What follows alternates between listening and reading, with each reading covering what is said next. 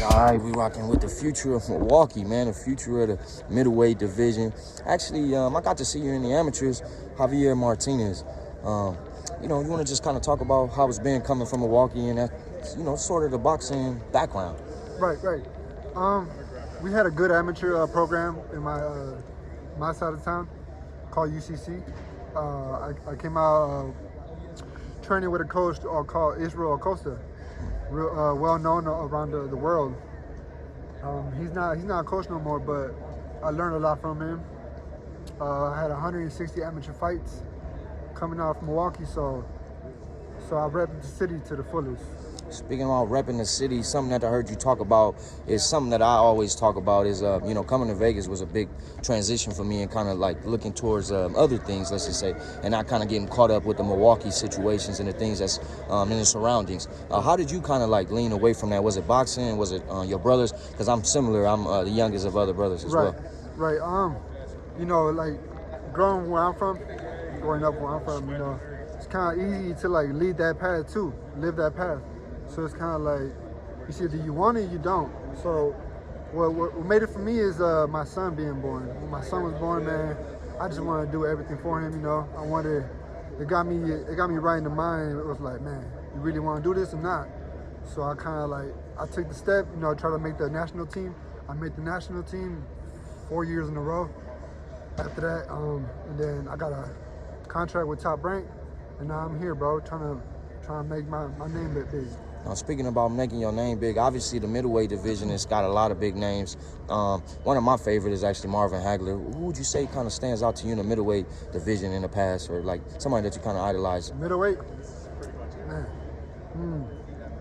I said Canelo, Triple G, stuff like that. More modern. Yeah, more modern. Hagler too, though, man. Hagler was a beast, Exactly. He was a beast.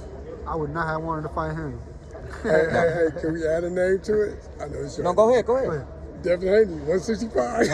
Devin Haney? Say he's moving up pretty big now. Devin Haney came in at 165. That's your boy, though. You from Oakland, huh? Yeah. I seen him, actually. I put up in the airport in San Francisco, and I seen him.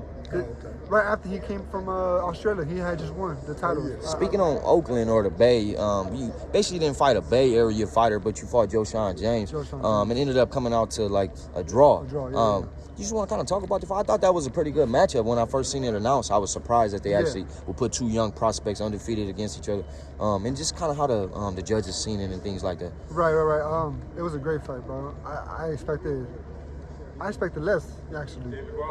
When I got in there, like he showed that he was tough and all that. Preparing for that fight, I was sparring all southpaws, Mexicans that bang. The whole fight. Totally different style. The whole different style. So when I got in there, when he was boxing and shit like that, I got frustrated, So right. The first 4 rounds kind of tough for me, but then after the fight went on, I got caught on. I thought I put it off. I thought I won.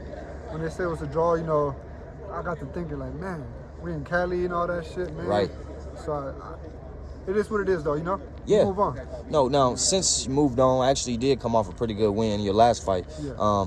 Is that kind of what you just looking to just get back in the win column, or is you actually looking for a statement this time, possibly?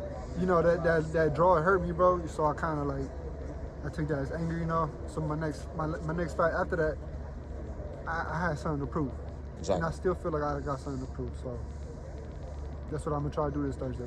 Man, it's always good catching up with you, Javier. I appreciate you, man. Future in Milwaukee, man. Appreciate you. Yeah, future champ. YouTube family, don't forget to hit that like button. Subscribe to the YouTube channel. Help us get to that 1 million subscribers. We're on the road to 1 million. And obviously, we have other great content on our Patreon channel. So since this video is over, head on over to our Patreon and check out all the exclusive content or right here on our YouTube members.